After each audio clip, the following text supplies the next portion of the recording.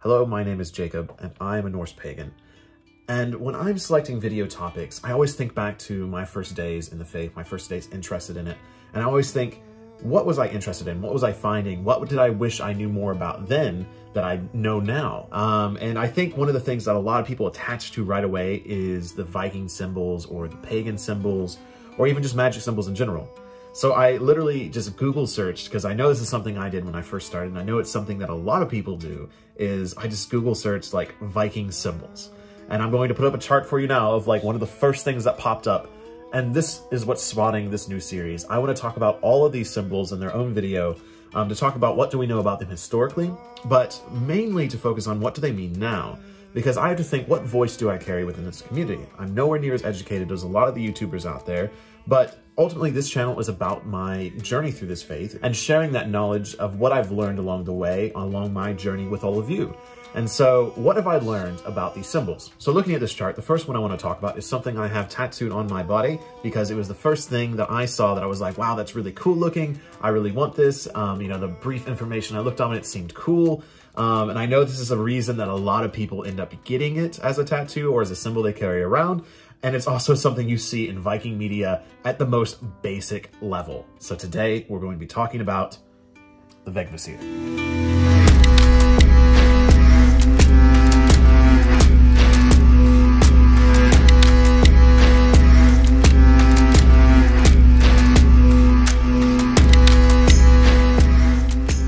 If you've been following my content for a while, you've been noticing probably a theme of the most recent videos talking about what we think we know, what we think we've been taught or told is truth, and what actually is truth. But also, I'm interested in looking into what do these things mean now. If you look up information, literally right here, here's the Wikipedia page. It's 2 paragraphs, it's very short, and you'll basically find out everything we know about the Vegvisir. It comes from around the 19th century is when we first found it in the Hold manuscript, and it is based off Icelandic stave magic. The name literally translates to waypointer. And there is like a small excerpt basically saying that it's a way to find your way through storms. And that's basically it. If you're interested in Icelandic stave magic, I do highly recommend picking up A Sorcerer's Screed. While this book, again, is filled with madness. Like there are some straight up sigils and spells that I do not recommend you even attempt to do. And I'm not even a big proponent of spellcraft myself. But again, this is a really good collection of what you would find in the Hold manuscript, but also just Icelandic stave magic as well. And it's also, I mean, it's just a really pretty book. I mean, it's really well made. I mean, you're going to find a lot of symbols. You're going to find the Vegvisir in here. And again, you're not going to find much more information on the Vegvisir in here, but it's a really pretty book to have. So one thing you may have heard the Vegvisir be called is the Viking Compass. And it's easy to see why. I mean, it literally has points for each of the cardinal directions. And it does guide people. That's the purpose of this magic seal. Now, I haven't found anything that actually says how you're supposed to apply it. You know, I've heard that it goes onto a coin or an amulet or a necklace. But I personally have seen them a lot on tattoos. It's a very popular tattoo. Obviously, I have one. And so I guess the question becomes, do I regret getting it? Of course not. I love this tattoo. It's my first tattoo. But my relationship with this tattoo has changed. So while originally I thought it was this cool thing that connects me to the Viking age and stuff like that, I very quickly realized it's not, because most likely, like 99% chance that this magic stave, this symbol, never saw the Viking age or the time before it. And so it leaves us now with, is it still important? Is it still something we should, cherish today? Does it actually work? And so that's really what I want to focus on. While yes, I mean, there's really nothing else to focus on with a symbol. There's nothing else to dig into. So we have to think about the modern use, the modern context of what this symbol means. So I'm going to give you 2 things. I'm going to give you what I've experienced having this as a tattoo and what I've noticed within the community with this symbol.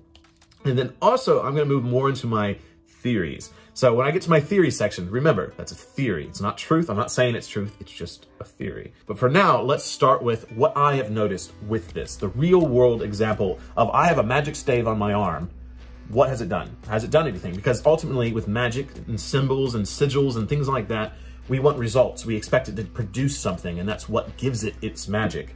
And I do think it's a magic symbol to some regard. And I do think it guides us, but maybe not in the way not like in a very mystical way. What this symbol has stood for, at least in the modern time, at least within my experience of the faith, is a way to identify other believers, other pagans, other heathens, because I find that most people that have this symbol either tattooed on themselves on a necklace or on a decal on their car are interested, if not full practitioners of the faith. And it's also stood as a way for people to recognize me as a practitioner of the faith. So if people see this, I mean, it's a very apparent spot on my body. You know, typically I wear short sleeve shirts, and so most people usually see this. So I've had a lot of people approach me and they're like, hey, is that a Vegvisir or Vegvisir? And I was like, yeah. And then we can start that conversation. You know, usually they're, you know, kind of interested. I kind of talk to them about my journey. I have met countless people because of this tattoo and had very good, deep religious conversations. And so it becomes a question of like, did the magic work, or is the symbol itself just become something? So it's definitely something to play around in the mind. I do feel like this mysterious symbol has become something in our modern age. It's become a way to identify us. And so that in that context, I'm really proud to have it because it has started so many great conversations with other people and, you know, and broken that ice of, hey, how into it are you? Because I literally, you know, one time I saw someone had this decal, like a Vegvisir decal in their car, and like I started a conversation with them and it went really well. I'm like, hey, what's up? Like I've literally started conversations with like, hey bro, you into it? Yeah, nice. You know, I don't know, it's a lot of fun. So again, is it magic? I don't know, but it's definitely helped. It's definitely stands for something.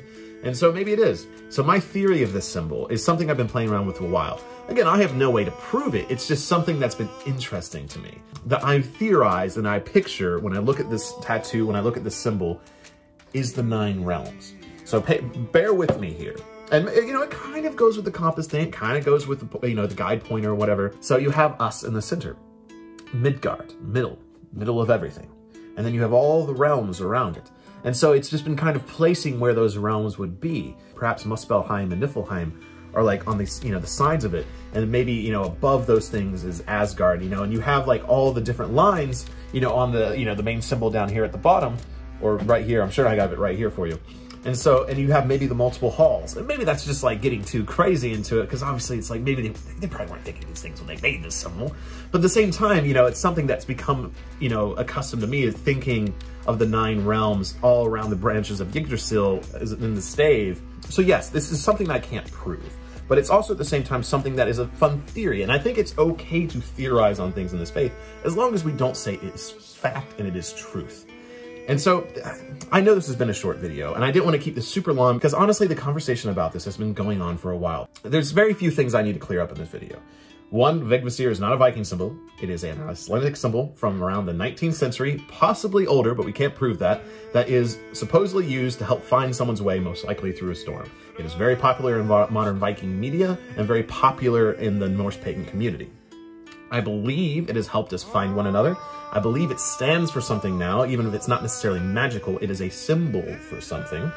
And I also theorize that it may represent the 9 realms in some way. And I'm even working on, like, I have a drawing I'm working on, like, putting the realms and drawing the realms really pretty on it and producing, and hopefully maybe even doing a painting one day of it, of having each of the actual, like, directional pieces of it represent one of the realms. I didn't feel like I had too much to add to this conversation, but I do want to explore these symbols a little bit more, hopefully get your mind thinking, but also clarify a few things. If you like this series, I'll continue it. I know I'm going to cover all the other symbols in this list, such as the Mjolnir, such as the World Tree, the Helm of Awe, and, you know, a few others, because I want to make sure we know where they came from, but also what do they mean now.